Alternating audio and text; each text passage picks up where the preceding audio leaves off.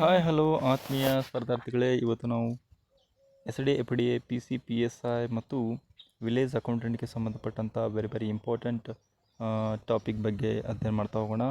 ಮತ್ತು PDOಗೆ ಸಂಬಂಧಪಟ್ಟಂಥ ಒಂದು ವೆರಿ ಇಂಪಾರ್ಟೆಂಟ್ ಟಾಪಿಕ್ ಭಾರತ ವರ್ಷ ಅಂಥೇಳಿ.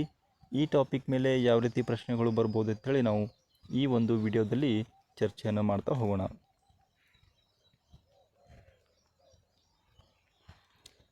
ಜಗತ್ತಿನ ಪ್ರತಿಯೊಂದು ರಾಷ್ಟ್ರ ಹಾಗೂ ಜನಸಮುದಾಯಗಳ ಮೇಲೆ ಭೌಗೋಳಿಕ ಪರಿಸರವು ಪ್ರಭಾವ ಬೀರಿರುವಂಥದ್ದು ನೋಡ್ತೀವಿ. ಮಾನವನ ಜೀವನಕ್ಕೂ ಅವನ ಪರಿಸರಕ್ಕೂ ನಿಕಟ ಸಂಬಂಧವಿದೆ. ಮಾನವನ ಜೀವನಕ್ಕೂ ಮತ್ತು ಅವನ ಪರಿಸರಕ್ಕೆ ನಿಕಟ ಸಂಬಂಧವಿರುವುದನ್ನು ನೋಡ್ತೀವಿ.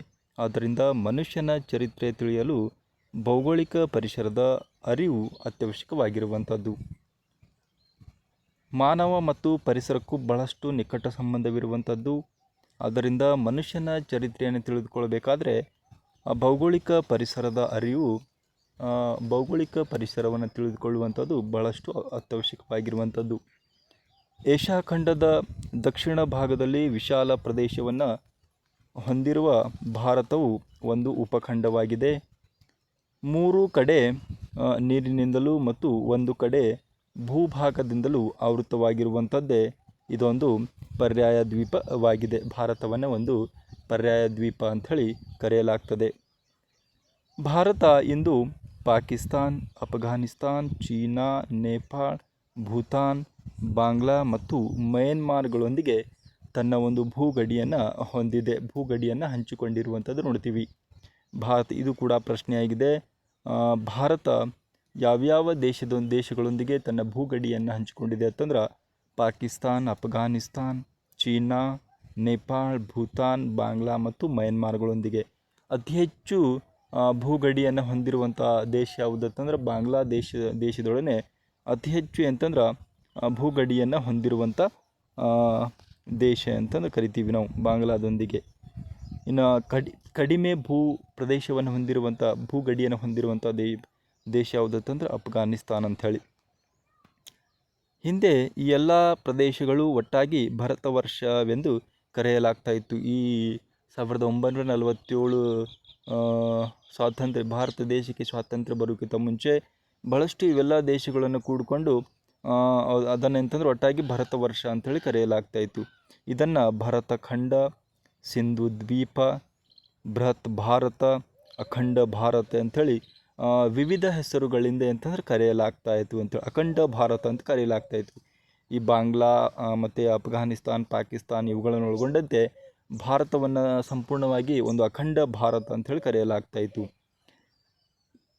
ಪ್ರಸ್ತುತ 28 ರಾಜ್ಯಗಳು, 9 ಕೇಂದ್ರಾಡಳಿತ ಪ್ರದೇಶಗಳು ಮತ್ತು 1 ರಾಷ್ಟ್ರ ರಾಜಧಾನಿ ಪ್ರದೇಶವನ್ನು ಇದರ ವ್ಯಾಪ್ತಿಯಲ್ಲಿ ಬರುವಂಥದ್ದು. ಪ್ರಸ್ತುತವಾಗಿ ಅಂತಂದರೆ ನಮ್ಮ ಭಾರತ ದೇಶದಲ್ಲಿ 28 ರಾಜ್ಯಗಳು, 9 ಕೇಂದ್ರಾಡಳಿತ ಪ್ರದೇಶಗಳನ್ನು ಹೊಂದಿರುವಂಥದ್ದು ನೋಡ್ತೀವಿ. ಪ್ರಶ್ನೆ ಆಗ್ತದೆ, ನೆನಪಿಟ್ಕೊಳ್ರಿ. ಭಾರತದ ಭೂರಚನೆಯು ಉತ್ತರದಲ್ಲಿ ಹಿಮಾಲಯ ಪರ್ವತ ಶ್ರೇಣಿಗಳನ್ನು, ಸಮತಟ್ಟಾದ ಸಿಂಧು ಗಂಗಾ ಬಯಲು ಪ್ರದೇಶವನ್ನು, ದಕ್ಷಿಣದ ದಕ್ಕನ ಪ್ರಸ್ಥಭೂಮಿಯನ್ನು ಹಾಗೂ ಕರಾವಳಿ ತೀರ ಪ್ರದೇಶವನ್ನು ಹೊಂದಿದೆ. ಭಾರತದ ಭೂರಚನೆಯನ್ನು ನೋಡ್ತಾ ಹೋಗೋದಾದರೆ ಉತ್ತರದಲ್ಲಿ ಹಿಮಾಲಯ ಪರ್ವತ ಶ್ರೇಣಿಗಳನ್ನು ನೋಡ್ತೀವಿ, ಸಮತಟ್ಟಾದ ಸಿಂಧು ಗಂಗಾ ಬಯಲು ಪ್ರದೇಶವನ್ನು ನೋಡ್ತೀವಿ, ದಕ್ಷಿಣದ ದಕ್ಕನ ಪ್ರಸ್ಥಭೂಮಿ ಮತ್ತು ಹಾಗೂ ಈ ಕರಾವಳಿ ತೀರ ಪ್ರದೇಶವನ್ನು ನಾವು ನೋಡುವಂಥದ್ದು. ಉತ್ತರದ ಹಿಮಾಲಯ ಪರ್ವತ ಶ್ರೇಣಿಯು ಜಗತ್ತಿನಲ್ಲಿ ಅತ್ಯಂತ ಎತ್ತರ ಶಿಖರಗಳನ್ನು ಒಳಗೊಂಡಿರುವಂಥ ಒಂದು ಪರ್ವತ ಶ್ರೇಣಿಯಾಗಿರುವಂಥದ್ದು ನೋಡ್ತೀವಿ. ಭಾರತದ ಸುರಕ್ಷತೆಯನ್ನು ಹಾಗೂ ಭದ್ರತೆಯನ್ನು ಇವು ಕಾಯ್ದಿರಿಸಲು ಸಹಾಯಕವಾಗಿರುವಂಥದ್ದು ಯಾವುದಂತಂದ್ರೆ ಈ ಉತ್ತರದ ಹಿಮಾಲಯ ಪರ್ವತ ಶ್ರೇಣಿಗಳು ಅಂತೇಳಿ ನಾವು ನೋಡ್ತೀವಿ. ಇನ್ನು ಪ್ರಾಚೀನ ಭಾರತದ ಮೇಲೆ ಉತ್ತರದ ಹಿಮಾಲಯದ ಮೂಲಕ ಆದ ಅತಿಕ್ರಮಣಗಳು ವಿರಳವಾಗಿರುವಂಥದ್ದು. ಇನ್ನು ವಾಯುವ್ಯ ಭಾರತದಲ್ಲಿನ ಬೋಲಾನ್ ಮತ್ತು ಖೈಬರ್ ಕಣಿವೆ ಮಾರ್ಗಗಳ ಮೂಲಕವೇ ದಾಳಿಗಳು ಸಂಭವಿಸಿವೆ ಎನ್ನಬಹುದು.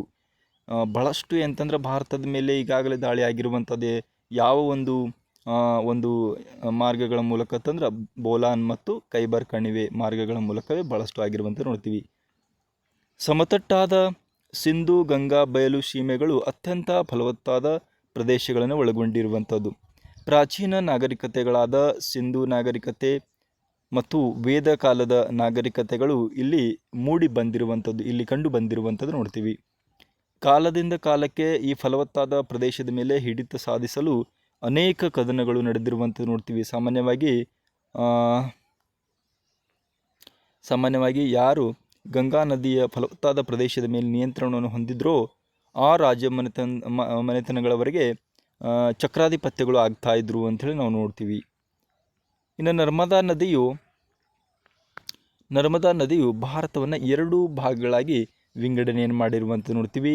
ಉತ್ತರದ ಎತ್ತರ ಪ್ರದೇಶ ಅಥವಾ ಮಾಳ್ವ ಪ್ರಸ್ಥಭೂಮಿ ಹಾಗೂ ದಕ್ಕನ್ ಪ್ರಸ್ಥಭೂಮಿ ಅಂತ ಕರಿತೀವಿ.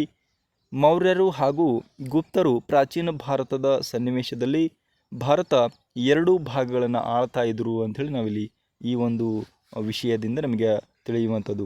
ಉತ್ತರ ಹಾಗೂ ದಕ್ಷಿಣ ಭಾರತವೆಂಬ ವಿಭಜನೆಯು ಸಾಂಸ್ಕೃತಿಕ ಪ್ರಭೇದಗಳಿಗೂ ಕಾರಣವಾಗಿರುವಂಥದ್ದು ನೋಡ್ತೀವಿ. ಇನ್ನು ಭಾರತದ ಕರಾವಳಿಯು ನಾವು ಈ ಒಂದು ಪ್ರದೇಶಗಳನ್ನು ಇಲ್ಲಿ ನಾವು ಮ್ಯಾಪಲ್ಲಿ ನೋಡುವಂಥದ್ದು, ಈ ಒಂದು ಪ್ರದೇಶಗಳನ್ನು ಅಂತಂದ್ರೆ ನಾವು ಅಖಂಡ ಭಾರತ ಅಂಥೇಳಿ ಕರಿತೀವಿ. ಅಖಂಡ ಭಾರತ ಈ ರೀತಿ ಇವೆಲ್ಲ ಪ್ರದೇಶಗಳಂತ ನಾವು ಅಖಂಡ ಭಾರತ ಅಂಥೇಳಿ ನಾವು ಕರೆಯುವಂಥದ್ದು ನೋಡ್ತೀವಿ. ಭಾರತದ ಕರಾವಳಿ ಸುದೀರ್ಘವಾಗಿದ್ದು, ಭಾರತದ ಕರಾವಳಿ ಅಂತಂದ್ರೆ ಸುದೀರ್ಘವಾಗಿದ್ದು 6100 ಕಿಲೋಮೀಟರ್, 6100 ಕಿಲೋಮೀಟರ್ಗಳವರೆಗೆ ಹಬ್ಬಿರುವಂಥ ಭಾರತದ ಕರಾವಳಿಯ ಒಂದು ಉದ್ದವೆಷ್ಟಂತಂದ್ರೆ 6100 ಕಿಲೋಮೀಟರ್. ಇದು ಕೂಡ ಪ್ರಶ್ನೆ ಆಗಿದೆ, ವೆರಿ ವೆರಿ ಇಂಪಾರ್ಟೆಂಟ್. ಪೂರ್ವ ಕರಾವಳಿಯು ಕೋರಮಂಡಲದ ತೀರವೆಂದು ಕರೆಸಿಕೊಂಡಿದೆ. ವೆರಿ ವೆರಿ ಇಂಪಾರ್ಟೆಂಟ್ ನೋಡ್ರಿ, ಪ್ರಶ್ನೆ ಆಗ್ತದೆ. ಪೂರ್ವ ಕರಾವಳಿಯನ್ನು ಕೋರಮಂಡಲ ತೀರ ಅಂಥೇಳಿ ಕರೆಯಲಾಗ್ತದೆ. ಪಶ್ಚಿಮದ ಕರಾವಳಿಯನ್ನು ಕೊಂಕಣ ಮತ್ತು ಮಲಬಾರ ತೀರ ಅಂತೇಳಿ ಕರಿತೀವಿ. ಪಶ್ಚಿಮದ ಕರಾವಳಿಯನ್ನು ಕೊಂಕಣ ಮತ್ತು ಮಲಬಾರ ತೀರವೆಂದು ಕರೆಯಲಾಗ್ತದೆ. ಅತ್ಯಂತ ಪ್ರಾಚೀನ ಕಾಲದಿಂದಲೂ ಇಲ್ಲಿರುವ 10 ರೇವು ಪಟ್ಟಣಗಳು ರೋಮನರನ್ನು ಬಹಳಷ್ಟು ಆಕರ್ಷಿಸಿದ್ದವು. ಆ ಕಾಲದ ವಿದೇಶಿ ವ್ಯಾಪಾರವು ಸಾಮಾನ್ಯವಾಗಿ ಸಮುದ್ರದ ಮೂಲಕವೇ ಸಾಗ್ತಾ ಇತ್ತು. ಆ ಒಂದು ಕಾಲದಲ್ಲಿ ನಡೀತಾ ಇರುವಂಥ ಒಂದು ವಿದೇಶಿ ವ್ಯಾಪಾರ ಅಂತಂದ್ರೆ ಸಾಮಾನ್ಯವಾಗಿ ಸಮುದ್ರದ ಮೂಲಕವೇ ನಡೀತಾ ಇತ್ತು ಅಂಥೇಳಿ. ಈ ಕಾರಣಕ್ಕಾಗಿ ರೇವು ಪಟ್ಟಣಗಳ ಅಭಿವೃದ್ಧಿಯು ಸಾಧ್ಯವಾಗಿ ದಕ್ಷಿಣದಲ್ಲಿ ಪ್ರಬಲ ರಾಜ್ಯಗಳಾದಂತಹ ಪಾಂಡ್ಯ, ಚೇರ ಹಾಗೂ ಚೋಳರ ರಾಜ್ಯಗಳ ಉದಯಕ್ಕೆ ಪ್ರಮುಖವಾಗಿ ಕಾರಣವಾಯಿತು ಅಂಥೇಳಿ ನಾವು ಇಲ್ಲಿ ಅಧ್ಯಯನವನ್ನು ಮಾಡುವಂಥದ್ದು. ಇನ್ನು ವೈವಿಧ್ಯದಿಂದ ಕೂಡಿದ ಭಾರತೀಯ ಭೌಗೋಳಿಕ ಪರಿಸರವು ಇಲ್ಲಿ ಬದುಕಿ ಬಾಳಿದ ಜನಾಂಗಗಳ ಮೇಲೆ ಬಹಳಷ್ಟು ಪ್ರಭಾವ ಬೀರಿರುವಂಥದ್ದು ನೋಡ್ತೀವಿ. ಜನಾಂಗೀಯ ಅನ್ಯೋನ್ಯತೆಗಳ ನಡುವೆ ಇಲ್ಲಿ ಭಾವನಾತ್ಮಕವಾಗಿ ಬೆಸೆದು ಹೋದ ಒಂದು ಸಂಸ್ಕೃತಿಯು ತನ್ನ ಎಲ್ಲ ವೈವಿಧ್ಯತೆಗಳನ್ನು ಮೈಗೂಡಿಸಿಕೊಂಡಿರುವಂಥದ್ದು ನೋಡ್ತೀವಿ. ಇನ್ನು ವೈವಿಧ್ಯತೆಗಳಲ್ಲಿ ಏಕತೆಯೇ ಇದರ ಒಂದು ಜೀವಾಳ. ಅಂದರೆ ನಮ್ಮ ಭಾರತದಲ್ಲಿ ಅಂತಂದ್ರೆ ವೈವಿಧ್ಯತೆಗಳಲ್ಲಿನ ಏಕತೆಯೇ ಇದರ ಒಂದು ಜೀವಾಳ ಅಂಥೇಳಿ ನಾವು ಇಲ್ಲಿ ಅಧ್ಯಯನ ಮಾಡುವಂಥದ್ದು. ಇನ್ನು ಪ್ರಾಗೈತಿಹಾಸಿಕ ಕಾಲದ ಬಗ್ಗೆ ನೋಡ್ತಾ ಹೋಗೋಣ.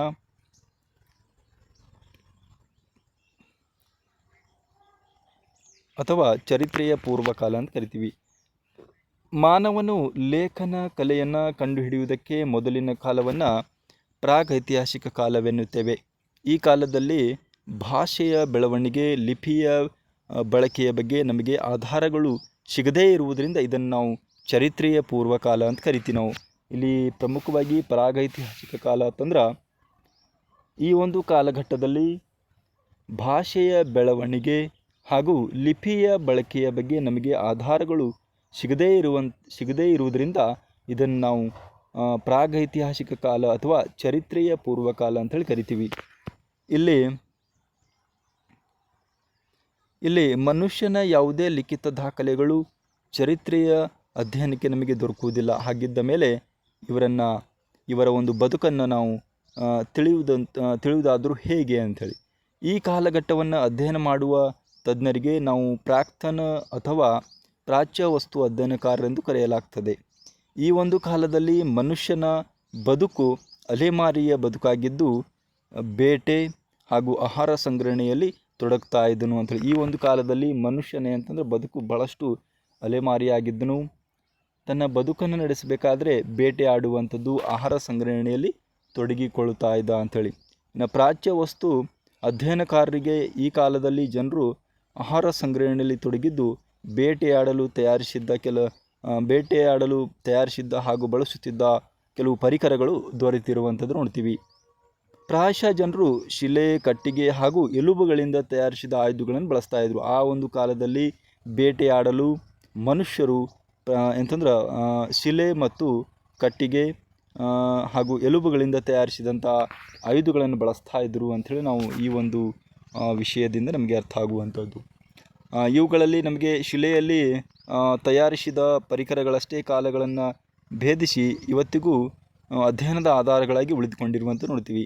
ಪ್ರಾಣಿಗಳ ಮಾಂಸ ಹಾಗೂ ಮೂಳೆಗಳನ್ನು ಕತ್ತರಿಸಲು ಮರಗಳ ತೊಗಟೆಯನ್ನು ಮತ್ತು ಪ್ರಾಣಿಗಳ ಚರ್ಮವನ್ನು ಕೀಳಲು ಹಣ್ಣು ಹಾಗೂ ಬೇರುಗಳನ್ನು ಕತ್ತರಿಸಲು ಶಿಲಾ ಪರಿಕರಗಳನ್ನು ಬಳಸ್ತಾ ಇದ್ದರು ಅಂಥೇಳಿ ನಾವು ಇಲ್ಲಿಂದ ತಿಳಿದುಕೊಳ್ಳುವಂಥದ್ದು. ಜನರು ಎಲುಬು ಮತ್ತು ಕಟ್ಟಿಗೆಗಳನ್ನು ಕೈ ಹಿಡಿಯಾಗಿ ಅಳವಡಿಸಿ ಅವುಗಳನ್ನು ಬರ್ಚಿ ಹಾಗೂ ಬಾಣವನ್ನಾಗಿಸಿಕೊಂಡು ಬೇಟೆಯಾಡ್ತಾ ಇದ್ದರು ಅಂಥೇಳಿ. ಇಲ್ಲಿ ಕಟ್ಟಿಗೆ ಮತ್ತು ಎಲುಬುಗಳನ್ನು ಬಳಸಿಕೊಂಡು ಅವುಗಳನ್ನು ಬರ್ಜಿಯ ಒಂದು ರೀತಿಯಲ್ಲಿ ಬಾಣವನ್ನಾಗಿಸಿಕೊಂಡು ಬೇಟೆಯಾಡ್ತಾ ಇದ್ದರು. ಮರವನ್ನು ಕಡಿದು ಸೌದೆಯಾಗಿ ಬಳಸಲು ಶಿಲೆಗಳನ್ನು, ಈ ಕಲ್ಲುಗಳನ್ನು ಕೊಡಲಿಯನ್ನಾಗಿ ಮಾಡಿಕೊಂಡರು ಅಂಥೇಳಿ ನೋಡ್ತೀವಿ. ಕಟ್ಟಿಗೆಗಳನ್ನು ಕಡಿಲಿಕ್ಕೆ ಒಂದು ಕಲ್ಲನ್ನು ಒಂದು ಕೊಡಲಿಯಾಗಿ ಮಾಡಿಕೊಂಡ್ರು ಅಂಥೇಳಿ ನಾವು ಇಲ್ಲಿ ಅಧ್ಯಯನ ಮಾಡುವಂಥದ್ದು. ಇನ್ನು ಗುಡಿಸಲನ್ನು ಕಟ್ಟಲು ಮರವನ್ನು ಬಳಸಿರ್ಬೋದು. ಇನ್ನು ಯಾವುದೋ ಒಂದು ಗುಡಿಸಲನ್ನು ಕಟ್ಟಲು ಮರವನ್ನು ಬಳಸಿರುವಂಥದ್ದು ನೋಡ್ತೀವಿ. ಮರವನ್ನು ಕೆಲವೊಂದು ಆಯುಧಗಳ ಕೈಹಿಡಿಗಳಾಗಿ ರೂಪಿಸಿಕೊಂಡಿರಬಹುದು ಅಂಥೇಳಿ ನಾವು ಈ ಒಂದು ಅಧ್ಯಯನದಿಂದ ನಮಗೆ ಅರ್ಥ ಆಗುವಂಥದ್ದು, ತಿಳಿಯುವಂಥದ್ದು. ಇನ್ನು ನೆಕ್ಸ್ಟ್, ಇವರು ಬದುಕಿಗಾಗಿ ಬಳಸಿಕೊಂಡ ತಾಣಗಳು ಯಾವುವಂತಂದ್ರೆ, ಬೇಟೆ ಮತ್ತು ಆಹಾರ ಸಂಗ್ರಹಣೆ ಮಾಡಿ ಬದುಕನ್ನು ಸಾಗಿಸುತ್ತಿದ್ದ ಮನುಷ್ಯನ ಕುರುಹುಗಳು ಭಾರತದಲ್ಲಿ ಭೀಮ್ಬೆಟ್ಕಾ ಅಂಥೇಳಿ. ಆ ಒಂದು ಕಾಲದಲ್ಲಿ ಮನುಷ್ಯ ಎಲ್ಲೆಲ್ಲಿ ತನ್ನ ಒಂದು ಬದುಕಿಗಾಗಿ ತಾಣಗಳನ್ನಾಗಿ ವಾಸಿಸಲು ಯಾವ ಒಂದು ತಾಣಗಳನ್ನು ಬಳಸಿಕೊಂಡ ಅಂಥದ್ದು ನೋಡೋದಾದರೆ, ಭಾರತದಲ್ಲಿ ಭೀಮ್ಬೆಟ್ಕಾ ಎಂಬ ಸ್ಥಳದಲ್ಲಿ ಆ ಒಂದು ಕಾಲದ ಜನರು ತಮ್ಮ ತಾಣವಾಗಿ ಬಳಸಿಕೊಂಡ್ರು ಅಂತ ನೋಡ್ತೀವಿ. ಹುಣಸಗಿ ಮತ್ತು ಕರ್ನೂಲ ಪ್ರದೇಶಗಳ ನೆಲೆಗಳಲ್ಲಿ ಲಭ್ಯವಾಗಿರುವಂಥದ್ದು ನೋಡ್ತೀವಿ. ಬೇಟೆ ಮತ್ತು ಆಹಾರ ಸಂಗ್ರಹಣೆಯಲ್ಲಿ ತೊಡಗಿದ್ದ ಇನ್ನೂ ಬೇರೆ ಬೇರೆ ನೆಲೆಗಳು ಕೂಡ ಭಾರತದಲ್ಲಿ ಲಭ್ಯವಾಗಿರುವಂಥದ್ದು ನೋಡ್ತೀವಿ. ಇಂಥ ಬಹುತೇಕ ನೆಲೆಗಳು ನದಿಗಳು ಹಾಗೂ ಕೆರೆದಂಡೆಗಳಲ್ಲಿ ಕಂಡು ಬಂದಿರುವಂಥ ನೋಡ್ತೀವಿ. ಇಷ್ಟೇ ಅಲ್ಲದೆ ಆ ಕಾಲಘಟ್ಟದ ಮನುಷ್ಯನ ಉಳಿವಿಗೆ ಶಿಲೆಗಳ ಪರಿಕರಗಳು ಅನಿವಾರ್ಯವಾದ್ದರಿಂದ ತಮ್ಮ ಒಂದು ಅಗತ್ಯಕ್ಕೆ ಸೂಕ್ತವಾದ ಕಲ್ಲುಗಳು ದೊರೆಯುವ ಸ್ಥಳಗಳನ್ನೇ ಅವರು ವಾಸಕ್ಕೆ ಆಯ್ಕೆಯನ್ನು ಮಾಡಿಕೊಂಡ್ರು ಅಂತ ನೋಡ್ತೀವಿ. ಮನುಷ್ಯನು ಕಲ್ಲುಗಳನ್ನು ಬಳಸಿ ಪರಿಕರಗಳನ್ನು ತಯಾರಿಸಿದ ಇಂಥ ಒಂದು ಪ್ರದೇಶಗಳನ್ನು ಕೈಗಾರಿಕೆಯ ನೆಲೆಗಳೆಂದು ಭಾವಿಸಲಾಗಿದೆ. ಇಂತಹ ಕೈಗಾರಿಕೆಗಳ ನೆಲೆ ಎಲ್ಲಿವೆ ಎನ್ನುವುದನ್ನು ತಿಳಿಯುವುದಾದರೂ ಹೇಗೆ ಅಂತಂದ್ರೆ, ಸಾಮಾನ್ಯವಾಗಿ ಕೆಲವೆಡೆ ಬಂಡೆಗಳು ಕಂಡುಬರುವ ಪ್ರದೇಶಗಳಲ್ಲಿ ಕೆಲವು ಕಲ್ಲಿನ ಪರಿಕರಗಳನ್ನು ನಾವು ಕಾಣಲು ಸಾಧ್ಯವಾಗುವಂಥದ್ದು. ಬಹುಶಃ ಪರಿಕರಗಳನ್ನು ರೂಪಿಸುವ ಸಂದರ್ಭಗಳಲ್ಲಿ ಕೆಲವೊಂದು ಕಲ್ಲಿನ ಪರಿಕರಗಳನ್ನು ಮನುಷ್ಯನು ತ್ಯಜಿಸಿರಬಹುದು. ಇಷ್ಟೇ ಅಲ್ಲದೆ ಹಾಗೆ ನಿರ್ಮಿಸಿರುವ ಸಂದರ್ಭದಲ್ಲಿ ಮೂಡಿಬರುವ ಕಲ್ಲಿನ ಚಕ್ಕೆಗಳ ರಾಶಿಗಳು ನೆಲೆಗಳ ಸುತ್ತಲಿನ ಪ್ರದೇಶಗಳಲ್ಲಿ ಲಭ್ಯವಾಗಿರುವಂತೆ ನೋಡ್ತೀವಿ. ಮಾನವನು ಇಂಥ ಪ್ರದೇಶಗಳಲ್ಲಿ ಅನೇಕ ವರ್ಷಗಳು ನೆಲೆಸಿರಲು ಸಾಧ್ಯವಿದೆ. ಇಂಥ ನೆಲೆಗಳಿಗೆ ವಾಸ ಹಾಗೂ ಕೈಗಾರಿಕೆಯ ನೆಲೆಗಳು ಅಂಥೇಳಿ ಕರೆಯಲಾಗಿರುವಂಥದ್ದು ನೋಡ್ತೀವಿ. ಇನ್ನು ಬೆಂಕಿಯ ಬಗೆಗಿನ ತಿಳಿಯುವು.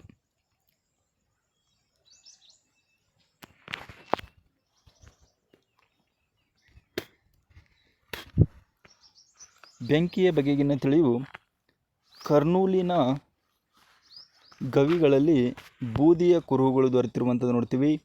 ಇದು ಈ ಕರ್ನೂಲಿನ ಗವಿಗಳಲ್ಲಿ ಬೂದಿಯ ಕುರುಹುಗಳು ಕಂಡು ಬಂದಿರುವಂಥ ನೋಡ್ತೀವಿ. ಹಾಗಾಗಿ ಮನುಷ್ಯನು ಬೆಂಕಿಯ ಉಪಯೋಗವನ್ನು ತಿಳಿದುಕೊಂಡಿದ್ದ ಅಂಥೇಳಿ.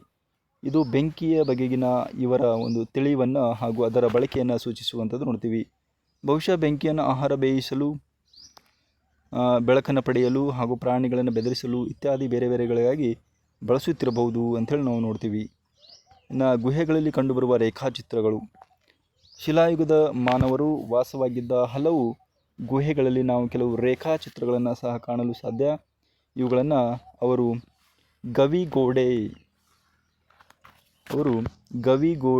ಗವಿಯ ಗೋಡೆ ಹಾಗೂ ಬಂಡೆಗಳ ಮೇಲೆ ಚಿತ್ರಿಸಿರುವುದನ್ನು ಇಂದಿಗೂ ಕಾಣಬಹುದು.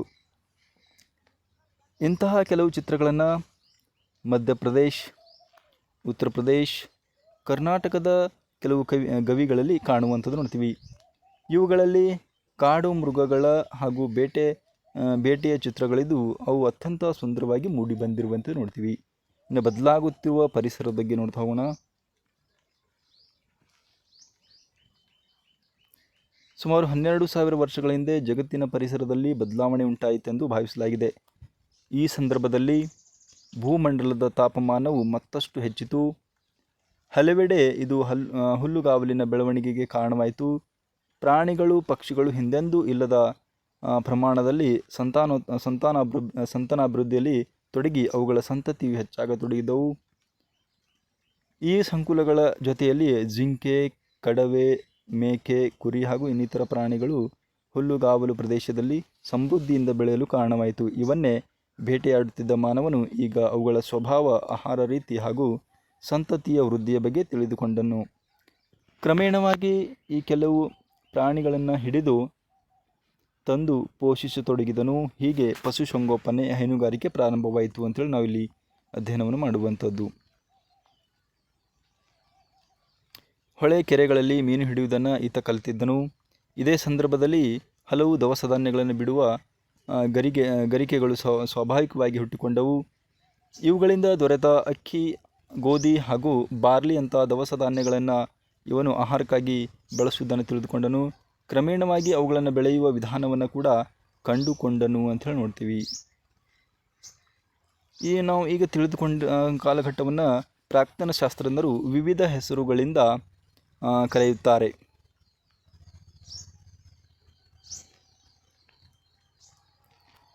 ಇದರ ಅತ್ಯಂತ ಪೂರ್ವಕಾಲದ ಘಟ್ಟವನ್ನು ಹಳೆ ಶಿಲಾಯುಗ ಅಂತ ಕರೆಯಲಾಗ್ತದೆ. ಇದರ ಒಂದು ಅತ್ಯಂತ ಪೂರ್ವಕಾಲದ ಘಟ್ಟವನ್ನು ಹಳೆಯ ಶಿಲಾಯುಗವೆಂದು ಕರೆಯುವರು.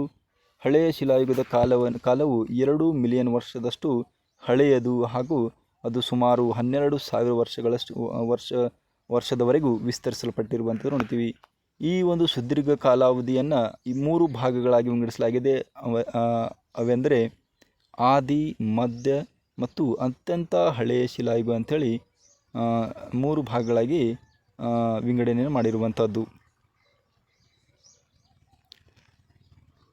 ಸುಮಾರು 12 ವರ್ಷಗಳಿಂದ ಹಿಡಿದು 10 ವರ್ಷಗಳವರೆಗಿನ ಕಾಲವನ್ನು ಮಧ್ಯ ಶಿಲಾಯುಗ ಅಂತೇಳಿ ಕರೆಯಲಾಗಿದೆ. ಈ ಕಾಲದ ಪರಿಕರಗಳು ಸಾಮಾನ್ಯವಾಗಿ ಅತಿ ಚಿಕ್ಕದಿದ್ದು ಈ ಕಾರಣಕ್ಕಾಗಿ ಅವುಗಳನ್ನು ಸೂಕ್ಷ್ಮ ಶಿಲಾ ಪರಿಕರಗಳು ಅಂಥೇಳಿ ಕರೆಯಲಾಗಿರುವಂಥ ನೋಡ್ತೀವಿ. ಈ ಕಾಲದಲ್ಲಿ ಮಾನವನು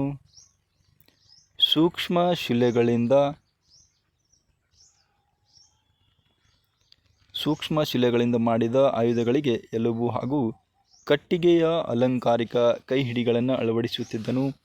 ಅವುಗಳನ್ನು ಕೈಗೊಡಲಿ, ಗರಗಸಗಳಾಗಿ ಬಳಸುತ್ತಿದ್ದನು ಅಂಥೇಳಿ ನಾವಿಲ್ಲಿ ಅಧ್ಯಯನ ಮಾಡುವಂಥದ್ದು. ಇದರ ಜೊತೆಯಲ್ಲಿ ಹಳೆಯ ಮಾದರಿಯ ಆಯುಧಗಳು ಮುಂದುವರಿದಿದ್ದವು. ಇನ್ನು ನವ ಶಿಲಾಯುಗದ ಕಾಲಘಟ್ಟವನ್ನು ಸುಮಾರು 10,000 ವರ್ಷಗಳ ನಂತರ ಅಂತ ಕರಿತೀವಿ. ಈ ಕಾಲಘಟ್ಟದ ಕಲ್ಲಿನ ಆಯುಧವು ಮೊದಲಿನವುಗಳಿಗಿಂತ ಭಿನ್ನವಾಗಿದ್ದವು. ಈ ಆಯುಧಗಳು ಹೊಳಪಿನಿಂದ ಕೂಡಿದ್ದು ಹರಿತವಾದ ಆಲಗನ್ನು ಹೊಂದಿರುವಂಥದ್ದು. ಗಿಡಮೂಲಿಕೆಯನ್ನು ಅರೆಯಲು, ದವಸ ಧಾನ್ಯಗಳನ್ನು ಪುಡಿ ಮಾಡಲು ಬೀಸುಕಲ್ಲನ್ನು ಬಳಸ್ತಾಯಿದ್ರು. ಈ ಕಾಲಮಾನದ ಒಂದು ಕೆಲವು ಮಡಿಕೆ ಕುಡಿಕೆಗಳು ದೊರೆತಿರುವಂಥದ್ದು ನೋಡ್ತೀವಿ. ಇವುಗಳಲ್ಲಿ ಕೆಲವು ಅಲಂಕರಿಸಲ್ಪಟ್ಟಿರುವಂಥ ನೋಡ್ತೀವಿ. ಮಡಿಕೆಗಳನ್ನು ಧಾನ್ಯಗಳ ಶೇಖರಣೆಗಾಗಿ ಬಳಸಲಾಗ್ತಾಯಿತ್ತು. ಇವುಗಳಲ್ಲಿ ಅಕ್ಕಿ, ಗೋಧಿ ಹಾಗೂ ಇನ್ನಿತರ ದವಸ ಧಾನ್ಯಗಳನ್ನು ಬೇಯಿಸಲಾಗ್ತಾಯಿತ್ತು. ಈ ಕಾಲದ ಮನುಷ್ಯನು ಬಟ್ಟೆ ನೇಯುವುದನ್ನು ಕಲಿತಿದ್ದನು ಅಂತೇಳಿ ನೋಡ್ತೀವಿ. ಇಲ್ಲಿಯವರೆಗೆ ಆತ್ಮೀಯ ಸ್ಪರ್ಧಾರ್ಥಿಗಳೇ, ಇಲ್ಲಿಯವರೆಗೆ ನಾವು 8ನೇ ತರಗತಿಯ ಸಮಾಜ ವಿಜ್ಞಾನಕ್ಕೆ ಸಂಬಂಧಪಟ್ಟಂಥ ಭರತ ವರ್ಷ ಅಂತೇಳಿ ಈ ಟಾಪಿಕನ್ನು ನಾವು ಈ ಒಂದು ವಿಡಿಯೋದಲ್ಲಿ ಅಧ್ಯಯನ ಮಾಡಿದೆವು.